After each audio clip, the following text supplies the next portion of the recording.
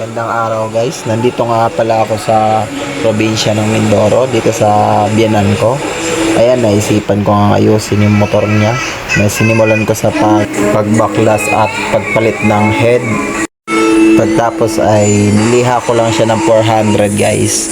Tapos wet sanding 1,000. Pagkatapos nun apply na ako ng primer.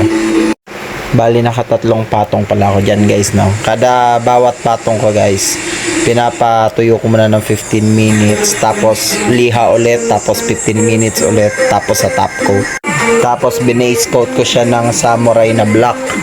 Yan, first coating pa lang yan guys. Manipis lang para hindi na masyado. Tapos patuyuin nyo lang ng 15 minutes. Tapos pag katulad yan mainit, pwede na yun sa 15 minutes. Pag second coating, 15 minutes ulit. Tapos yan na yung huling top coat ko na pala yan guys. Yan na yung huli. Tapos nilagyan ko na lang din ng clear para mas makintab siya. Kaya ito nga yung before, no, yung bago ko siya baklasin, pati yung ulo niya. Ayan, yan, napalitan ko na siya ng bagong head. Ayan, makintab na yung pagkaitim niya. Madali lang siya guys, kaya kaya nyo gawin kahit sa bahay nyo lang. Kahit kayo na lang, basta lilihain nyo lang at mamasilihin ng maganda. Ayos na yan.